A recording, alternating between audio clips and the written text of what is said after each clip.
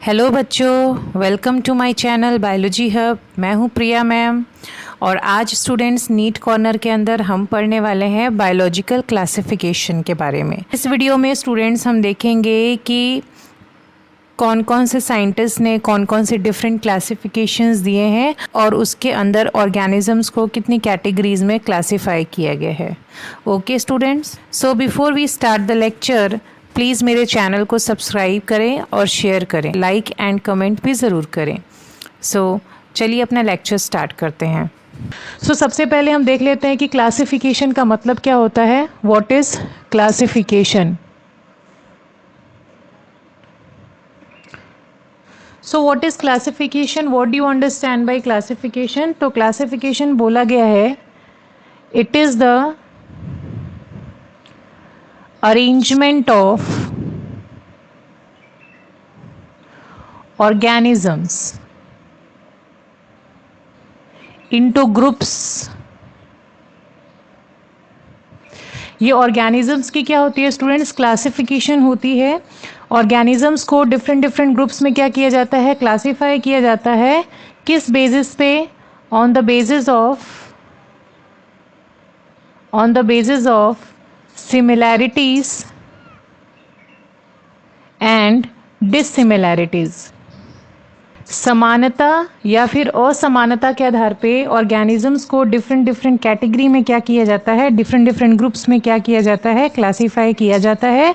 और इसी को हम क्या कहते हैं? क्लासिफिकेशन कहते हैं स्टूडेंट्स। क्लासिफिकेशन का जो हिंदी वर्ड है दैट इज वर्गीकरण। इसको हम लोग क्या कहते हैं? वर्गीकरण कहते हैं। क्लियर ना? जब हम क्लासिफिकेशन की बात करते हैं तो सबसे पहला नाम जो आता है क्लासिफिकेशन के केस में वो आता है एरिस्टोल का।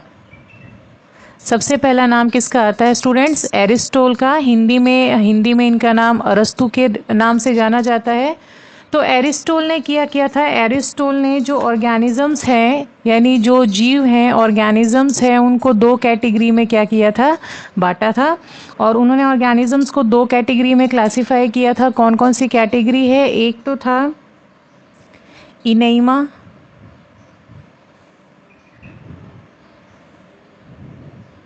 And second category enema.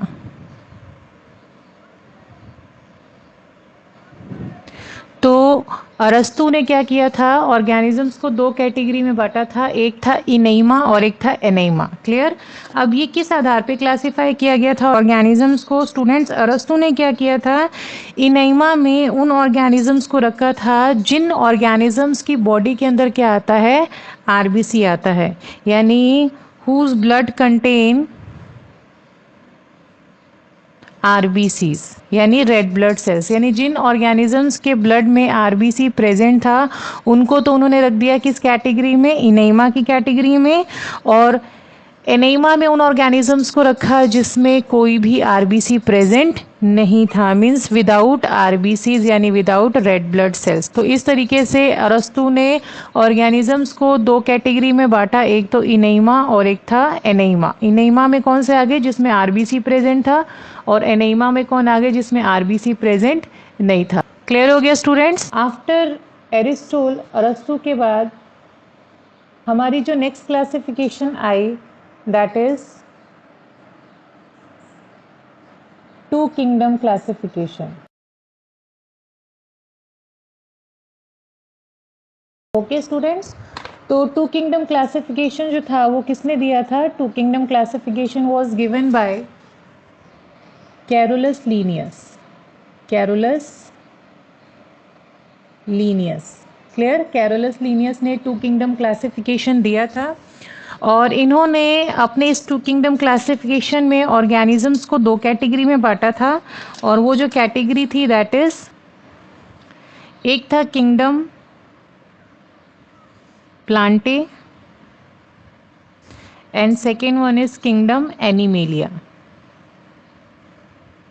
Carolus Linnaeus ने टू किंगडम क्लासिफिकेशन के अंदर दो कैटेगरी यानी दो ग्रुप्स बनाए थे जिसमें ऑर्गेनिज्म को इन दो ग्रुप्स में क्लासिफाई किया था। एक था kingdom Plantae and second one is kingdom animalia.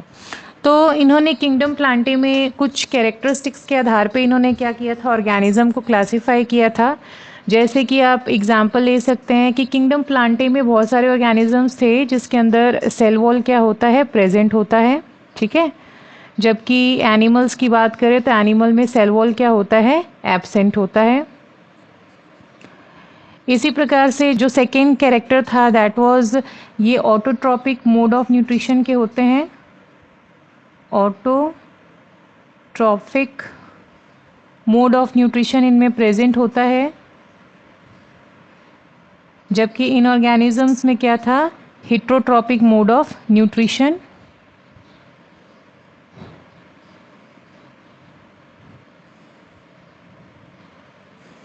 Clear. Autotrophic को हिंदी में हम लोग कहते हैं स्टूडेंट्स स्वपोषी, और इसी प्रकार से हेट्रोट्रॉपिक को हम लोग क्या कहते हैं स्टूडेंट्स, विषमपोषी, ठीक है। तो ऑटोट्रॉपिक जो अपना खाना स्वयं बनाते हैं और हेट्रोट्रॉपिक जो भोजन के लिए, न्यूट्रिशन के लिए दूसरों पे डिपेंड रहते हैं। क्लियर हो गया स्टूडेंट्स। इसी प्रकार से इसमें जो फूड रिजर्व फूड मटेरियल था वो किस रूप में था, स्टार्च के रूप में था, ठीक है। रिजर्व फूड मटेरियल किस रूप में था, स्टार्च के रूप में था, यानी मंड के रूप में था। जबकि इसमें रिजर्व फूड मटेरियल क्या था, वो था ग्लाइकोजन। सो स्टूडेंट्स ये कुछ मतलब डिफरेंस के आधार पे इन्होंने ऑर्गेनिजम्स को दो पार्ट में यानी दो ग्रुप में क्लासिफाई किया था। बेसिकली इस ग्रुप में यानी किंगडम प्लांटे में जो ऑर्गेनिजम्स आए थे उसमें थे आएंगे that is bacteria, fungi, lichen, bryophyta, algae, pteridophyta and gymnosperm and angiosperm. तो ये सारे ऑर्गेनिजम्स जो थे स्टूडेंट्स प्लांट्स किंगडम के अंदर आ गए थे। इसी प्रकार से एनिमल्स में जो ग्रुप्स को कैटेगराइज किया था उसमें आते थे protozoa, sponge, jellyfish, insects, molluscans etcetera. और भी बहुत सारे एग्जाम्पल्स है जैसे एवीज हो गया, रेप्टाइल्स हो गया, मैमल्स हो गया। तो ये सारे इन्होंने किंगडम एनिमेलिया के अंदर कैटेगराइज किया था। बट स्टूडेंट्स कुछ डीमेरिट्स के कारण इन टू किंगडम क्लासिफिकेशन को एक्सेप्ट नहीं किया गया। After two kingdom classification then comes three kingdom classification.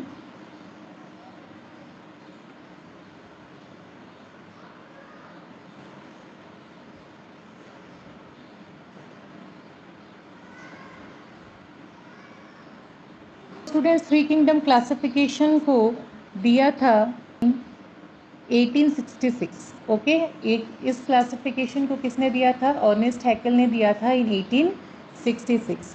इन्होंने क्या किया था, जो ऑर्गेनिजम्स है उसको तीन कैटेगरी में डिवाइड किया था। जैसे किंगडम एनिमेलिया और किंगडम प्लांटी तो पहले से ही था, और इन्होंने एक और कैटेगरी बना दी थी जिसमें थ्री किंगडम आते हैं, और वो थे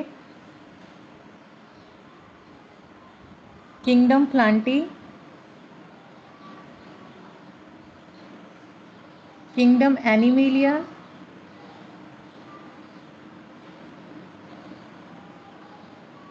एंड जो थर्ड किंगडम न्यू किंगडम बनाया गया था that is kingdom protista, kingdom protista.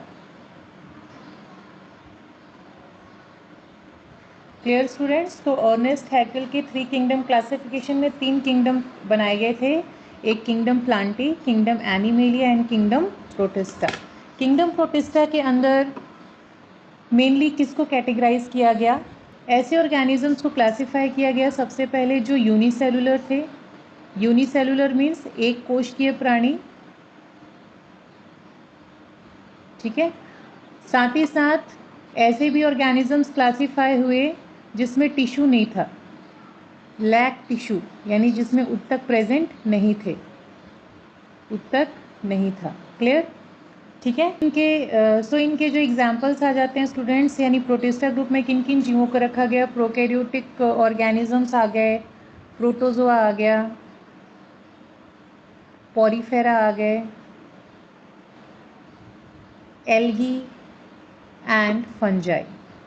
तो इन ऑर्गेनिजम्स को किसके अंदर रखा गया, प्रोटिस्टा ग्रुप के अंदर रखा गया, और मेनली दो फीचर के आधार पर रखा गया, एक तो यूनिसेलुलर ऑर्गेनिजम्स और एक जिनमें टिश्यू प्रेजेंट नहीं था। तो इस आधार पे इन्होंने क्या किया, इन सभी ऑर्गेनिजम्स को किसके अंदर रखा गया, थ्री किंगडम क्लासिफिकेशन के अंदर कैटेगराइज किया गया।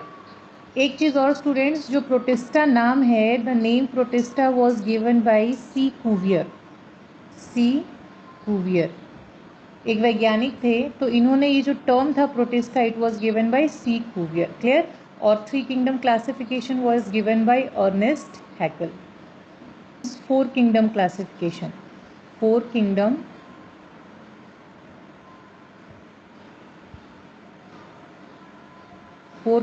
classification.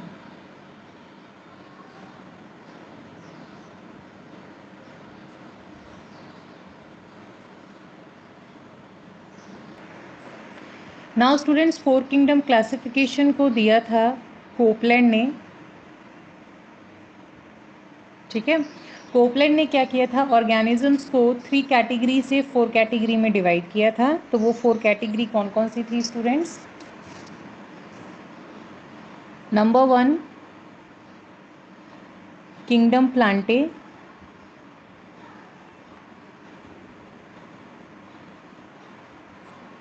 नंबर 2 किंगडम एनिमेलिया,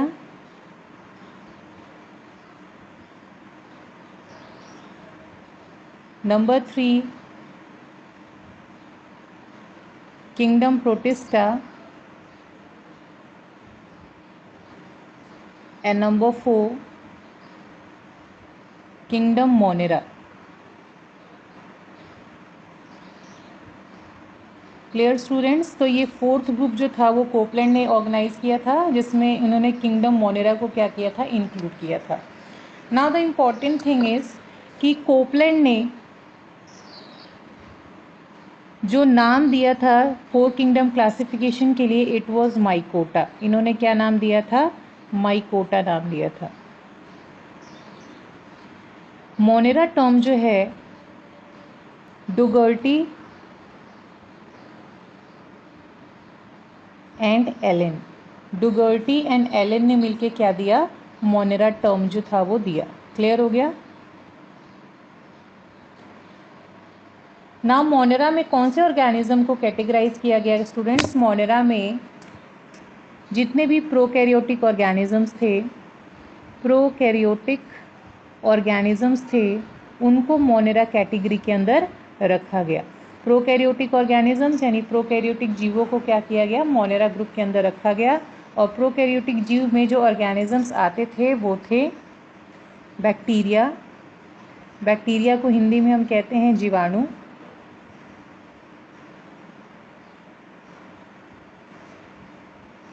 इसी प्रकार से mycoplasma and blue green algae, blue green algae. तो इन सभी ऑर्गेनिजम्स को किसके अंदर रखा गया, प्रोकैरियोटिक ऑर्गेनिजम्स के अंदर रखा गया। क्लियर हो गया students?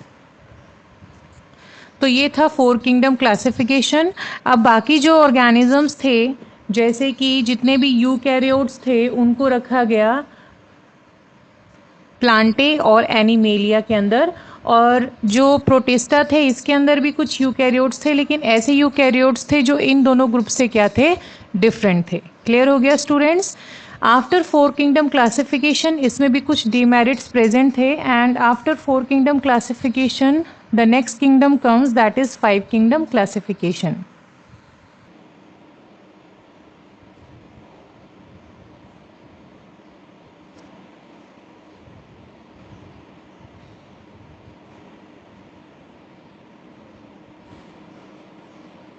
So five kingdom classification students. So five kingdom classification student was given by R.H. Whitaker in 1969. R.H. Whitaker ने दिया था 1969 में, इसके अंदर दिया था, और इसको सबसे मॉडर्न क्लासिफिकेशन माना गया था। और इस क्लासिफिकेशन को क्या किया गया था स्टूडेंट्स, वाइडली एक्सेप्ट किया गया था। इसीलिए आज भी हम इसको अपने एनसीईआरटी के करिकुलम के अंदर इसको पढ़ते हैं। क्लियर हो गया स्टूडेंट्स। तो ना इस किंगडम के अंदर ऑर्गेनिजम्स को 5 कैटेगरी में डिवाइड किया गया था। दैट इज नंबर 1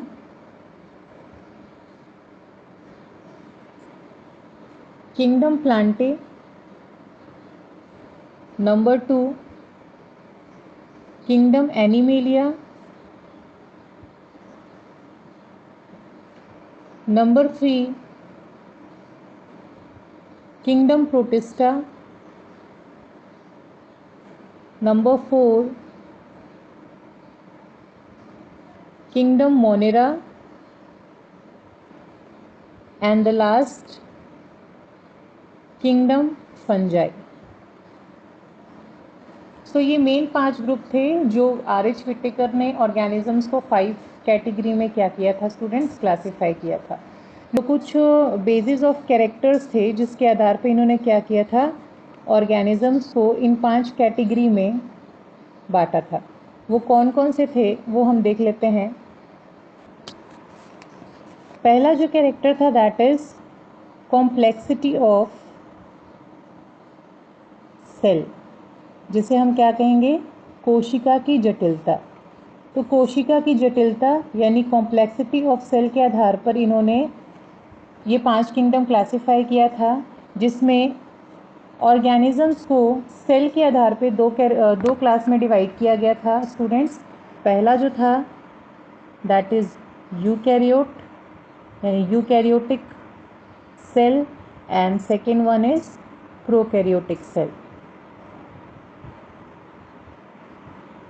तो यूकैरियोटिक एंड प्रोकैरियोटिक सेल में क्या डिफरेंस है स्टूडेंट्स। यूकैरियोटिक सेल्स वो होते हैं जिन सेल्स के अंदर न्यूक्लियर बाउंड मेम्ब्रेन जो है वो प्रेजेंट होता है, यानी उनके अंदर एक केंद्रक झिल्लीबद्ध केंद्रक प्रेजेंट होता है। और प्रोकैरियोटिक क्या होते हैं, ये ऐसे सेल होते हैं जिसमें न्यूक्लियर बाउंड मेम्ब्रेन प्रेजेंट नहीं होता, यानी ऐसा न्यूक्लियस प्रेजेंट नहीं होता जिसके चारों तरफ क्या प्रेजेंट हो, मेम्ब्रेन प्रेजेंट हो।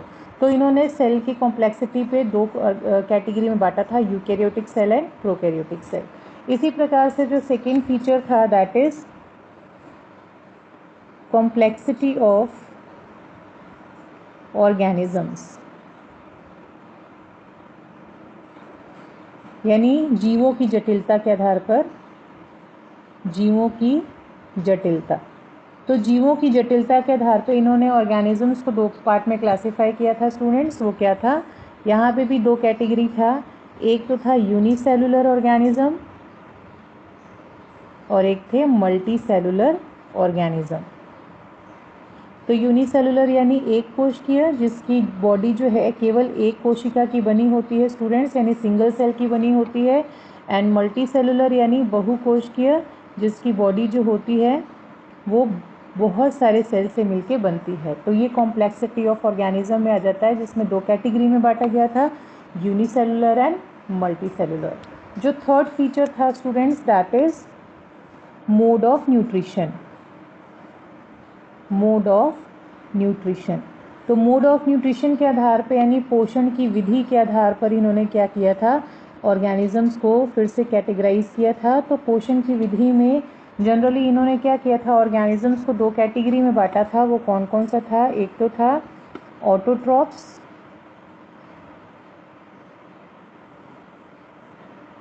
And second one is heterotrophs. Clear हो गया स्टूडेंट्स। ऑटोट्रॉप्स में स्वपोषी आ जाते हैं, यानी जो अपना भोजन स्वयं बनाते हैं, और हेटेरोट्रॉप्स में क्या जाते हैं, विषमपोषी, जो अपने भोजन के लिए किस पे डिपेंड होते हैं, दूसरे पे डिपेंड होते हैं। तो इन्होंने complexity of mode of nutrition के आधार पर ऑर्गेनिजम्स को 2 कैटेगरी में क्लासीफाई किया था। और फोर्थ जो फीचर था स्टूडेंट्स, फोर्थ जो फीचर था that is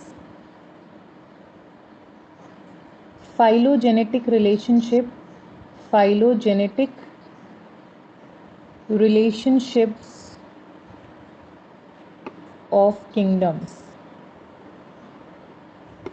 phylogenetic relationships of kingdom, इसमें हम बोल सकते हैं कि इन्होंने जगतों के जाति वृत्तीय संबंध जाति वृत्तीय संबंधों के आधार पर इन्होंने क्या किया था, क्लासिफिकेशन किया था।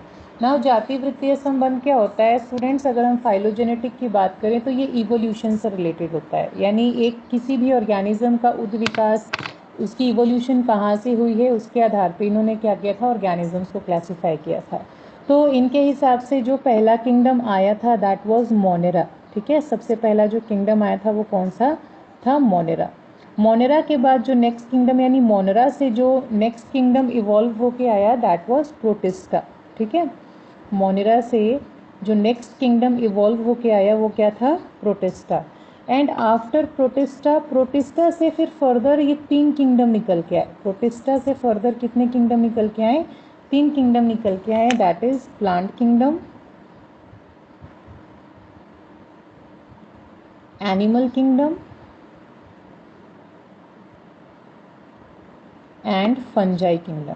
इनकी क्या थी, इवोल्यूशनरी रिलेशनशिप यानी फाइलोजेनेटिक रिलेशनशिप इनके हिसाब सबसे पहले मोनेरा आया, उसके बाद प्रोटिस्टा, प्रोटिस्टा से फिर नेक्स्ट 3 किंगडम जो थे वो क्या हो गए, इवॉल्व हो गए।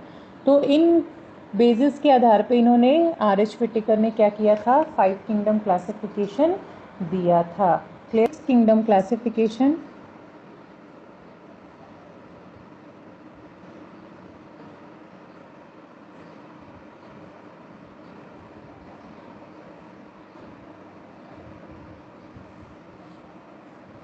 Six kingdom classification.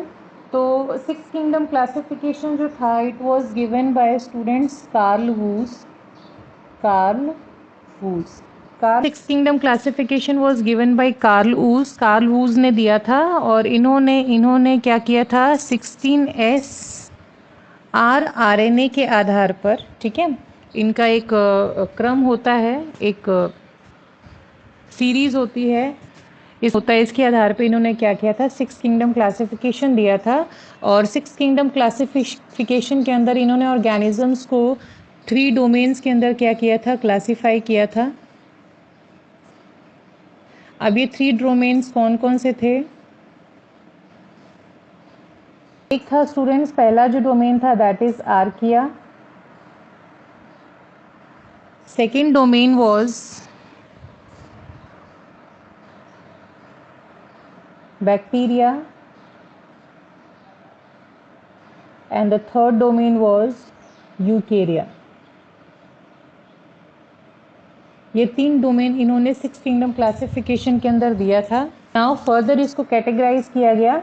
Archie, first जो डोमेन था आर्किया में इन्होंने आर्की बैक्टीरिया को प्लेस किया, आर्की बैक्टीरिया को इन्होंने क्या किया था, प्लेस किया था। बैक्टीरिया के अंदर इन्होंने यू बैक्टीरिया को या we can say true bacteria को इन्होंने क्या किया था, प्लेस किया था। और जो यूकेरिया था, यूकेरिया के अंदर इन्होंने 4 किंगडम क्लासीफाई किए थे। इन 4 किंगडम में पहला जो था दैट वाज प्रोटिस्टा,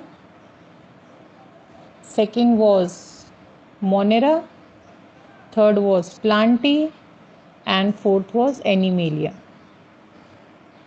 तो देखा स्टूडेंट्स, इन्होंने यूकेरिया के अंदर 4 किंगडम रख दिए, protista, monera, plantae and animalia.